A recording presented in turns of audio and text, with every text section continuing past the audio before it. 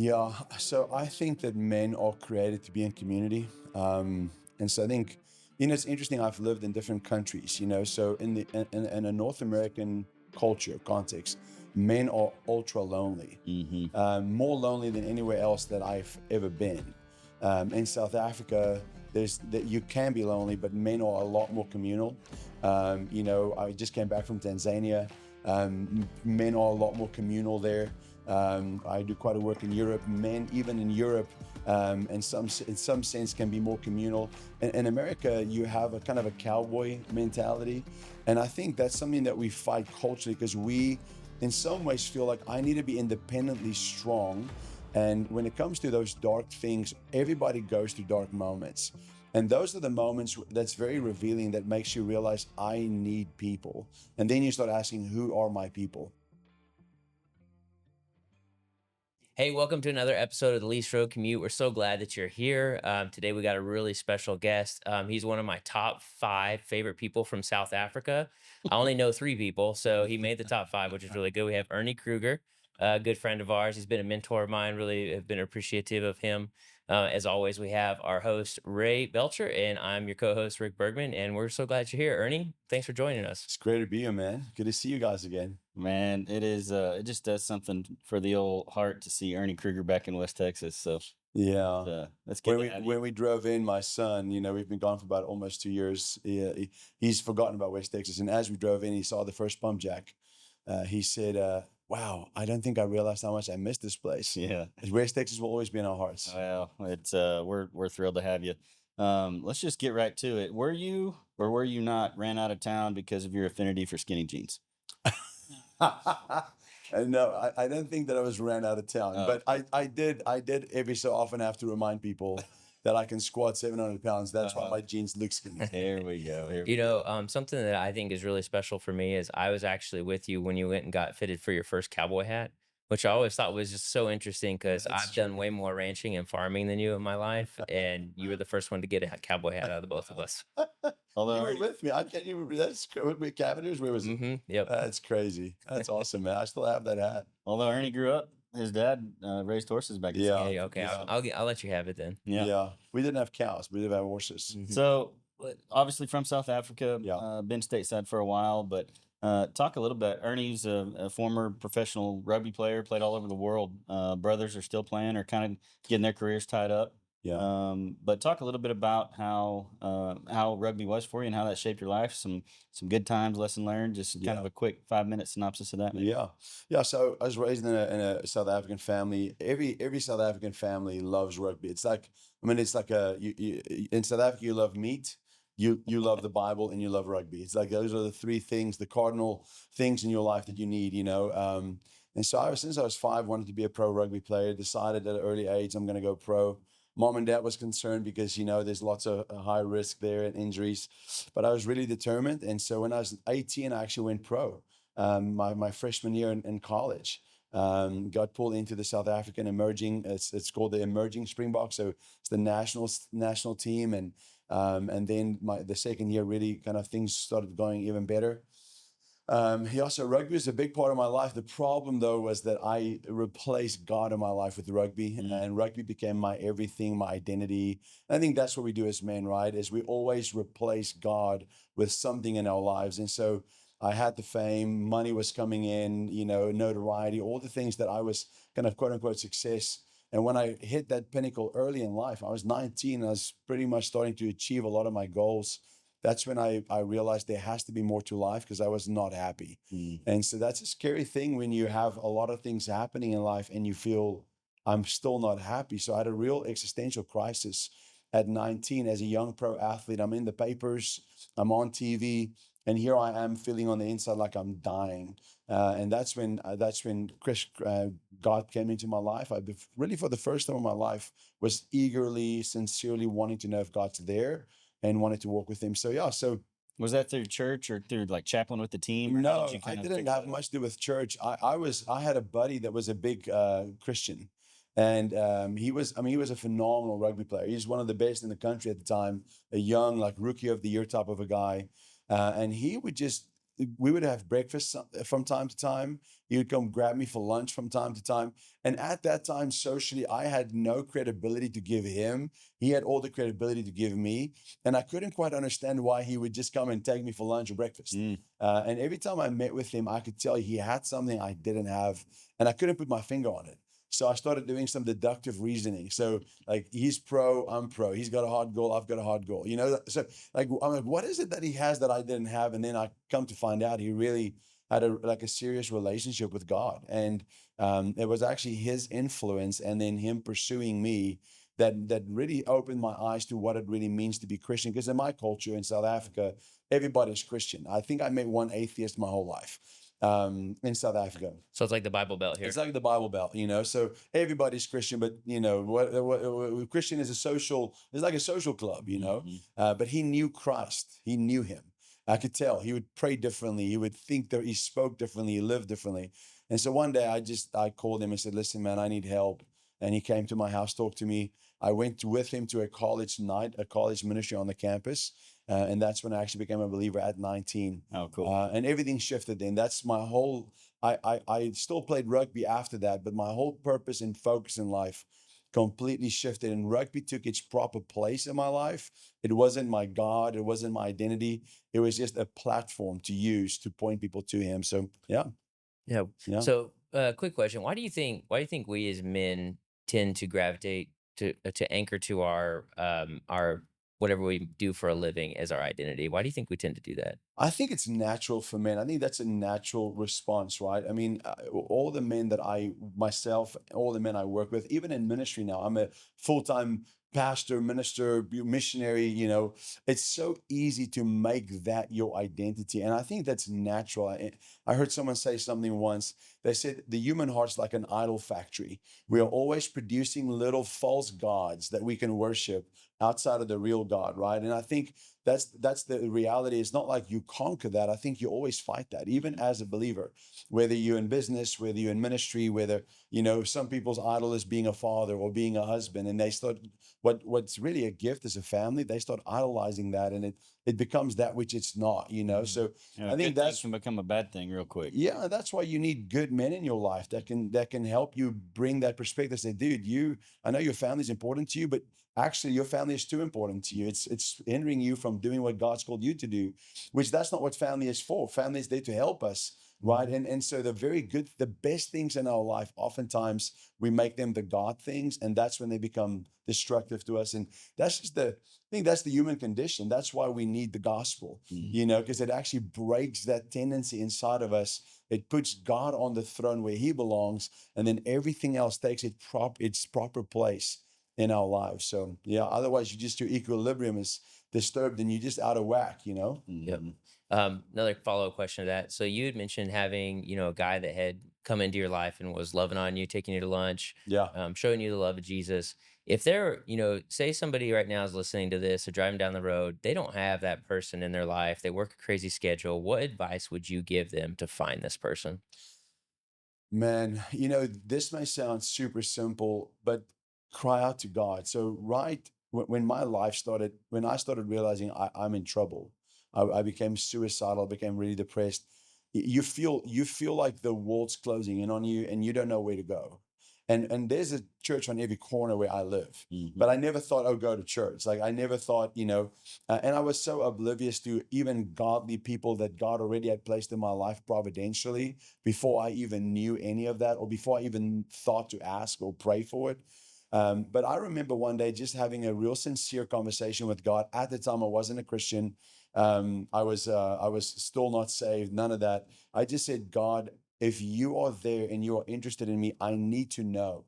And that was maybe I felt like it was a Hail Mary that I threw to heaven. You're going to see, is someone going to catch this thing? It's like imagine a quarterback in the last final dying seconds, he's losing. And you just chuck this ball, hoping someone in the end zone will catch it. And the moment I launched this prayer to heaven, I said, God, if you see me, I need to know. And it was truly sincere. It was like real. I was really desperate. The moment I said that, I got a text message from that buddy that's been on my team for a while. And he said, hey, man, come to church with me tonight. And so I mean, the timing of that was so crazy. I mean, you think about this nanoseconds, and the moment I opened my mouth with honesty and sincerity, saying, I'm in trouble, I need help. God, are you there? And are you able to help me? That simple of a, wasn't even a prayer, it was just a request, you know. That the help came in, it just came rushing in, and I found all of a sudden I became so aware of, and that he was the first of many people that started rushing into my life. You know, as I launched this, I didn't realize how many people was in the end zone to catch this ball. You know, and I think that's the thing about God. God is bigger than our circumstances, and God cares more than men think. We think God's mad.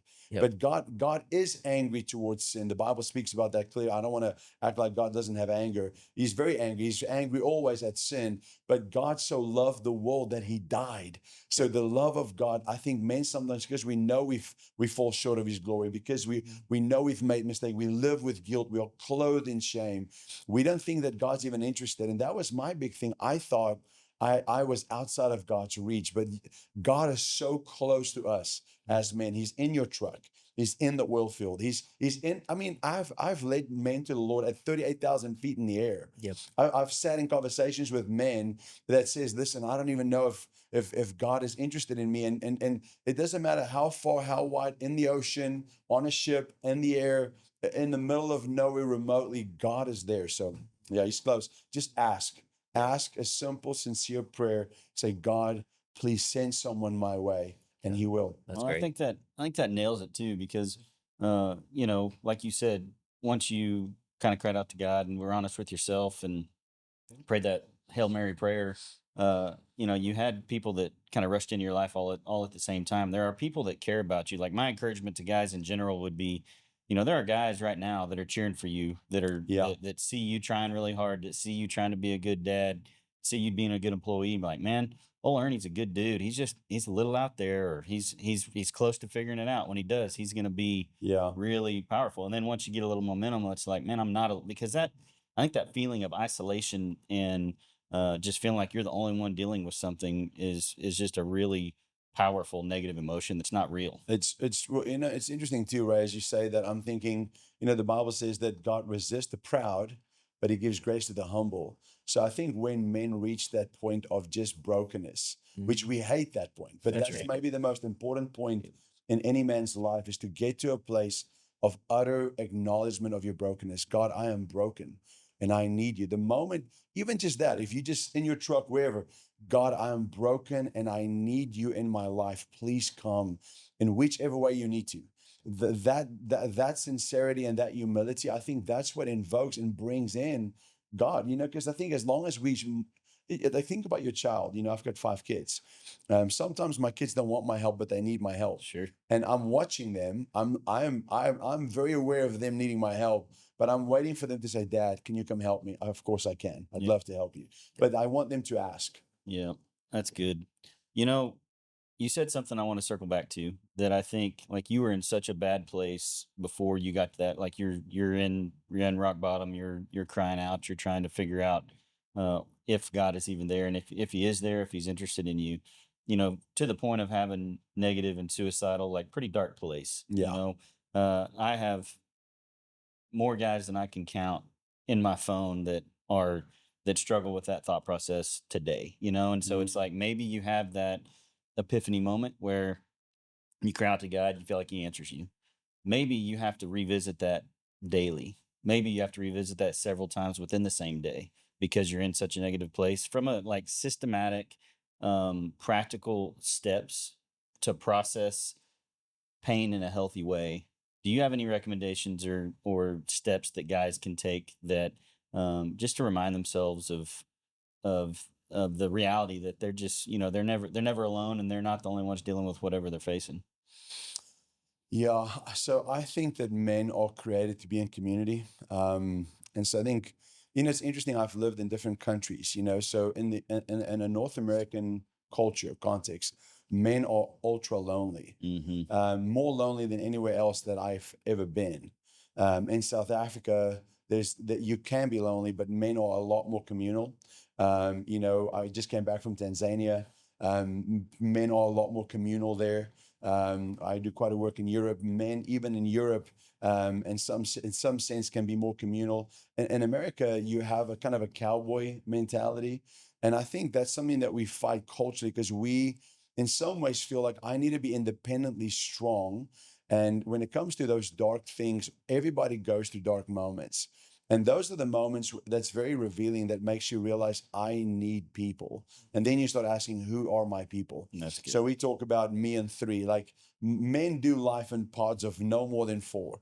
You know, we play golf, maximum 4 guys. We go to breakfast, maximum 4 guys, unless it's a business meeting and you need more people there. You know, we go hunt, no more. We don't want, because your truck can only really fit 4 dudes, you know? Yeah. And so I think that when we get real practical, who's the 3 men in your life that you are cultivating? Like it's you and your 3 guys. We think we've used this back in the day here. Me and 3. Who's your 3?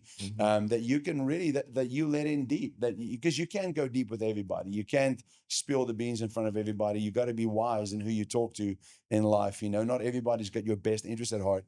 But if you can cultivate and find 1, 2 to maybe 3 guys in your life that can really that are strong. I'm not talking about other men that's more jacked up, more broken than you are. You know, it's like because iron sharpens iron. So if you want to look a certain way, then go be with certain types of men. Go find men that you respect. That is what you want to be. That emulate things that you want to, or that models things that you would like to emulate, and get around them and fight for those. Spend money on those relationships. I used to be so stingy in spending money on friendships. I spend more money on friendships now than I ever have. I spend more money on my marriage now than I ever, because I need to cultivate something that's beautiful. And we all understand this, right? Ernie's never even bought me a cup of coffee. I was about just to so say. He's lying. I've When not you been. came to Nashville, I bought you coffee and a fancy dinner at Mirabelle's. You That's remember true. that? It was Yeah. awesome. And to my point, like Right. back in the day, we wouldn't splurge on friends like that, but we've just realized we need to cultivate great friendships in our lives. So Well, and in that lunch that Ernie's talking about, you know, got to talk and tell a really kind of specific story about one of my kids, and you know, called him. Ernie prays over him while we're on the phone. Just pretty meaningful. Like it wasn't just a good to hang out. Like it kind of changed a few things for us. So it's like I think that's yielding fruit. You know. Yeah. I know, and that's this to your question. We need those men in our lives. That's right. My family, as a father, I want to model that to my sons and my daughters. That dad's building good men into them. My kids love my friends. And my friends love my children in the right way. You know, like if I have a crisis at 3 a.m. in the morning, I can call Ray. I can call Rick. I can call Bud. And so now that we just moved to Nashville, Tennessee, you know, we are actively aware that we haven't yet cultivated those friends, because when we lived here for several years, we cultivated that, and even now we are having to recultivate that. I'm asking myself this question right now: who's my 3 in Nashville? Sure. Because we need that. You know, we don't just need that in other states or nations or time zones. We need that right where we live. So that's, if we want to get practical, that's what man needs. Yeah, I love that. And I think, you know, specific to my kids, like my kids have Bud's phone number. They have Eric's phone number. They have Kyle's, you Yeah. know, so it's like if something goes down and you don't want to call dad, you call one of my buddies and they're gonna They'll stop that's everything. it. Isn't that powerful though, Big to have that? Mhm. Like my wife loves that we have that. If let's say I'm being unreasonable with my wife and I'm just having a bad attitude, she'll look at me and say, "Who do you want me to call?" Yeah. Yeah. That's You know, good. that's a game changer. Yeah. For your wife to have permission to call a godly buddy or a man that's reputable, that loves your family. He's not going to come and beat you up. Yep. He's going to come because they have your family's your best interest at heart. That is priceless. Money can't buy that. So men need to cultivate that. And men who don't, they suffer. Yep. They suffer. Yeah, that kind of reminds me of I think I was listening to a podcast. I wish I could quote it, but they were talking about the requirements to be on SEAL Team 6. And one of the requirements had nothing to do with their physical ability or their ability to, you know, use a weapon. It all came down to their character. Would you trust this man to be alone on an island with your wife for a year? And that was one It's of a the great requirements. question. And it was like, okay, if it's yes, automatically, yeah, he's on. If he Yes. meets all the other requirements. And I was like, man, that is so wild to think Would you? I was like, it kind of makes you stop and evaluate. I was like, I don't know. Maybe Ernie's got some big muscles, you know. So Yeah, yeah. It's funny. I was just in Dallas this past weekend at a wedding, and I met the guy that led I won't say which SEAL team, but he led a SEAL team. hmm He's now in business, and he said the same thing. And I kept thinking, I asked him, "What do you miss most coming out of the SEALs?" Because a lot of pro athletes struggle when they leave, when they try to transition into just the normal job, hmm because of the camaraderie, because of the community. It's like we're gonna die together. Yep. I mean, before our rugby games, you go out there, you're willing to break your neck, literally, not figuratively.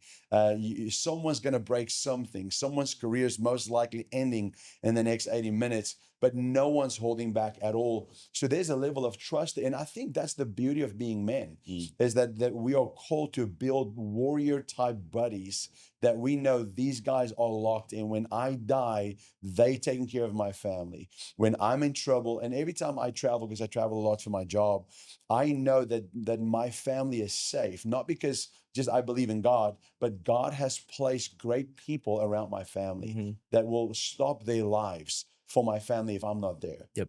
Yeah. That's priceless. Yeah. No, that's good.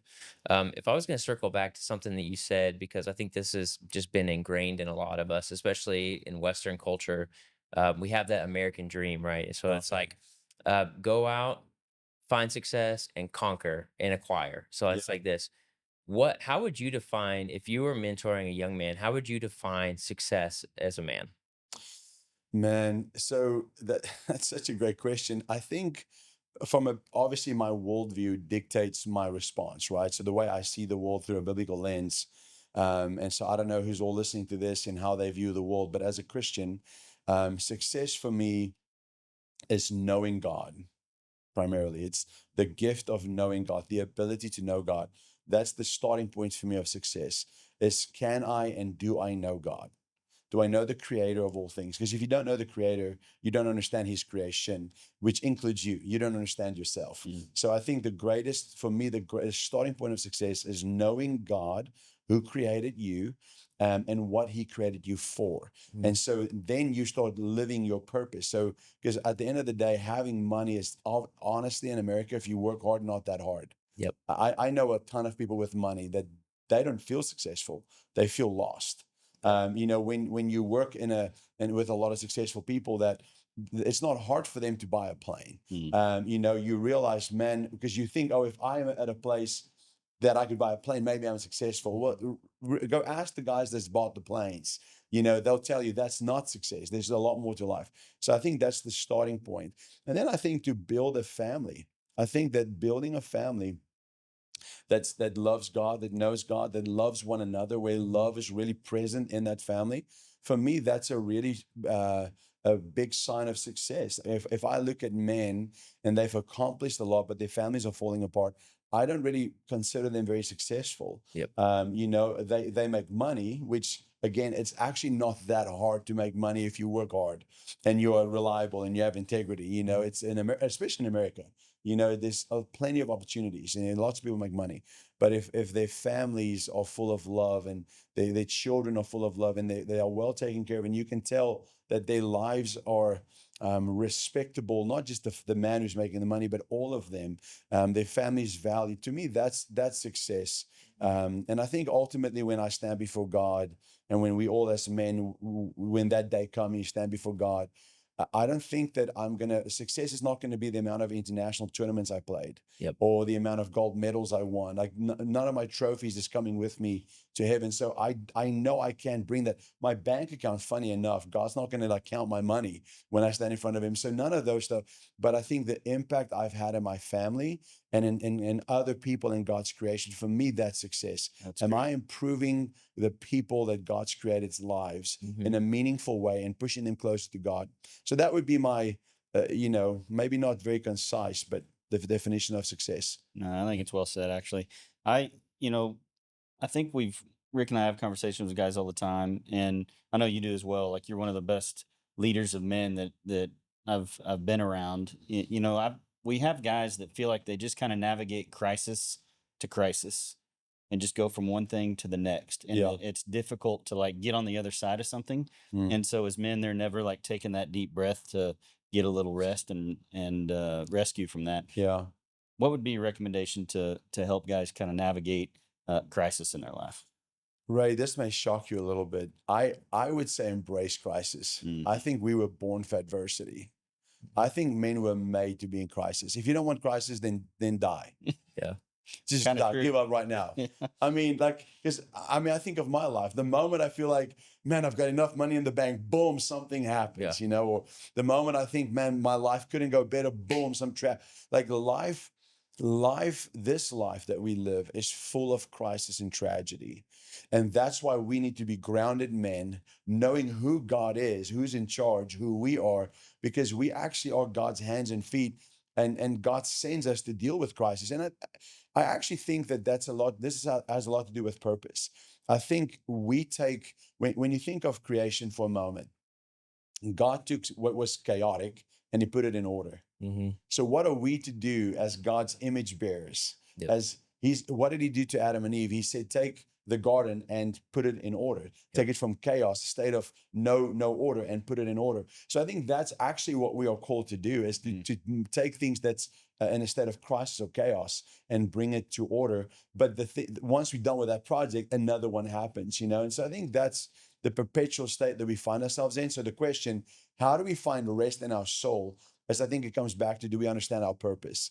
When I just took this new job to be the North American Director for Campus Ministry, and what that means is now I have staff all the way from Vancouver to Miami, you know, and there's a lot happening, you know, there's a lot, it's a lot, you know, and I feel like every day my life consists of incredible, amazing things and crisis.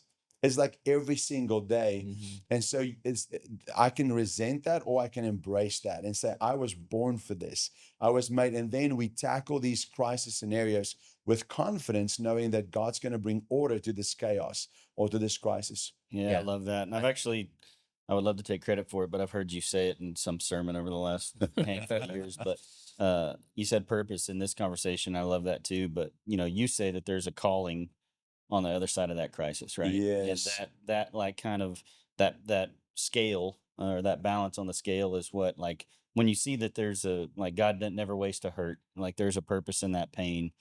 He's going to do something with it. Then as you're kind of navigating that, then lean into your calling, and it helps you. Yeah. It helps you navigate that. And if your life's not in crisis, right? So like, to some degree, all of us, there's sick people in our families. Sure. People are dying. It's interesting. I mean, in ministry, you'll bury a person, and then the next day you'll marry a person. Like you'll do a wedding, you know. So you go from a burial site to like a wedding celebration, and those are the emotional. Like that's the emotional opposite spectrum of which we live in, but that's life. Yep. You know, in this life we have trouble, but in this life we are called to make beauty out of the troubling situation. So I think that's something that we just need to really embrace. And once we understand that, and once we allow God to bring a sense of peace and order in us, we are able to bring order to chaos. Because if your life's chaotic, if your personal life's chaotic, that's when things are troubling. So I want to be stable and steady on the inside so I can bring stability to an unstable world. That's great. That's one of those growing up, you know, fundamental Baptist with King James Version like verses that I hear back in my mind, is that peace that surpasses all understanding. You know, like whenever you have peace when you absolutely shouldn't, is one of the most, it's the biggest evidence of God in my life. Whenever it's like, man, I should be losing my mind right now. And you don't, because you've got that, you've got that peace. Well, and what you were saying too reminds me of this survey I was reading. They had surveyed a bunch of elderly folks, and they said, what specific age was life the most fulfilling? And the most common, like if you had your spread of all the different answers, the most common answer was 38 years old. And so they were like, why is that? Well, that's typically whenever your kids need you the most. That's whenever your job needs you the most. That's whenever the sports teams that you're coaching on the side need you the most. And so you might feel the most chaotic because you're all over the place solving all these problems. But that's also when you have a sense of purpose, because you are bringing order to chaos. And why it's such a big deal, because I look at, you know, and it's funny because it makes me think of a conversation I actually had with you. we had this conversation in our original small group with all of us. You one time said, "I think retirement's a sin." And I was just like, "What? That's not. That goes against the American dream. This is that goes against the American dream." And you're like, "Yeah, because people once they stop doing everything, then life all becomes all about them and nobody else." And it's true because so many men after they retire, they die. They die or they become grumpy and old and Yeah. unhelpful. And Yeah. I've seen that happen, and it's amazing to me how whenever you are bringing order to chaos and you are working and you are you know fixing your garden, so to speak. Yeah.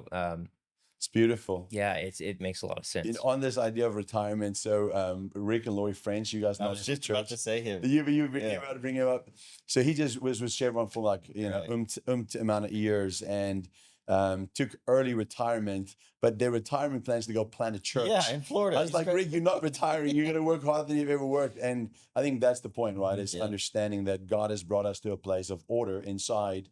And we see this broken world we live in, and we feel like we have something to give. Mhm. Like, man, I'm not threatened by chaos. I run and I'm excited. I'm in some strange way excited by it because I have a solution.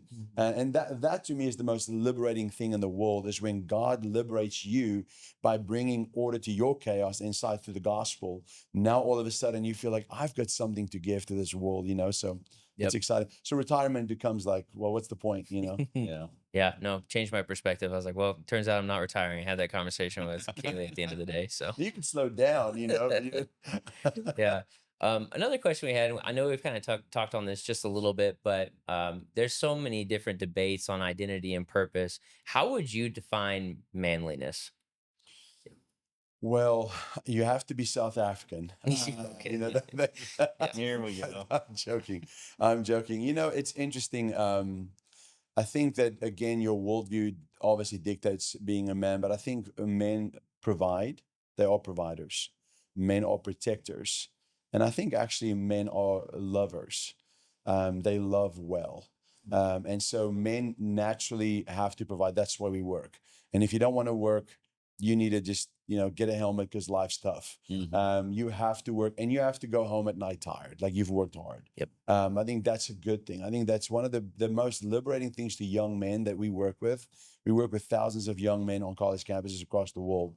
I was just in Tanzania with young men in the University of Dar es Salaam and another part of the country. Any young man intrinsically understand I have to work, and not just work, I have to work hard. So I think, and because working hard provides, it brings provision into a family. It provides means. And so, but then also men have to protect. I think men would design. One of my sons came to me recently, and he's like the godliest kid we have. He's like reads his Bible every day spontaneously, and he gave his life to He gets Jesus. that from Katie. Yeah, except for my wife. But anyway, he gets that from Katie. Sorry, not except. He gets that from Katie. But he came to me recently. He said, "Dad, I'm angry." He Mm. said, "You guys think I'm nice, but I'm angry. I just am so angry, And he got emotional. And I looked at him and I smiled. And he wasn't expecting that response. I said, "Son, I'm glad you've got anger. It just means you're a man." Because men have this anger emotion, and we want to fight and protect our family. And recently, bullies attacked his little brother, and my first question was, "What did you do?" And he said, "I jumped on them with my knee and I hit them and I pushed them off." And because men, we are called to protect. And I don't teach my kids to fight people, except for if their siblings or their mom's life's in danger. You better fight. If you don't fight, we have problems. Yep. So I think men have to provide, men have to protect. And that's why God's given men, especially this. I think men feel guilty for being angry. The Bible doesn't say don't be angry. It says don't sin when you're angry, because Jesus was quite angry when people were doing some bad stuff in the temple, and he was whooping people. Like, that's anger, but anger that was adjudicated in a righteous way, right? So we need providers, protectors, and then we have to be lovers. We have to set the tone of love in our family. I love that my kids know I'm the most tender man, but I'm also the most violent man in our home.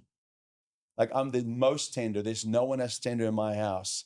I can be more tender than my wife can be at times. I can cry more. I think I cry more than my wife does, honestly. Serious. She's like, "Come on." Like, don't have to cry about that. But at the same time, if someone walks into my house, they are getting a very different side. If they don't belong there and they're threatening my family.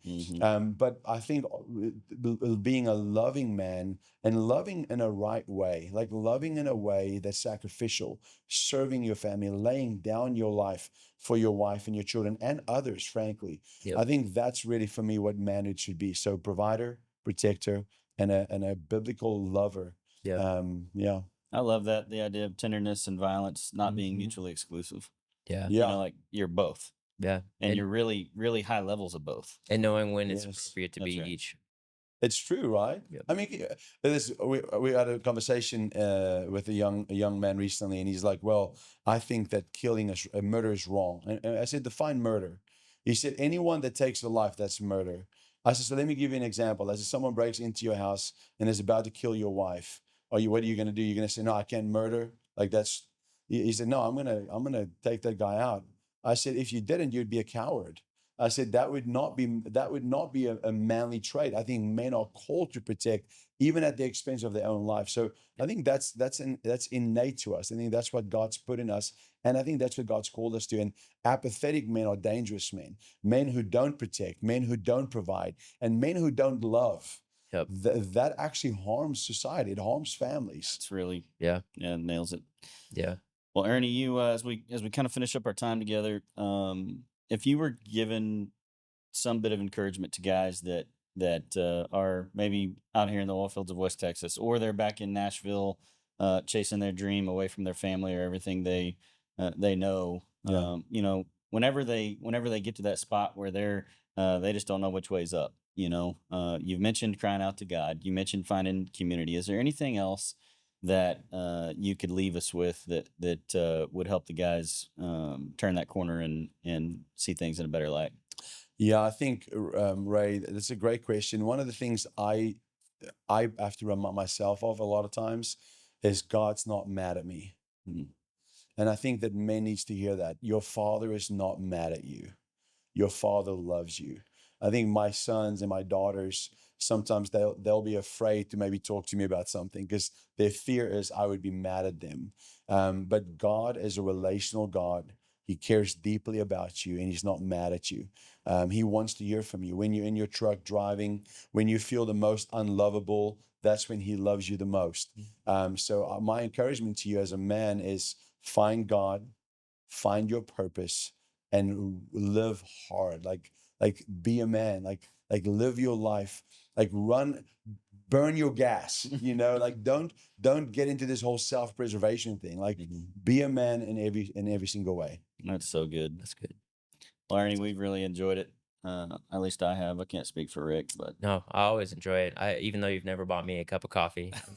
Have I not, Rick? We can change that today, bro. We can change that today. No, just kidding. No, it's good. But anyways, man, thanks for being here. We appreciate it. And thank all of you for joining us. We'll catch you in the next one.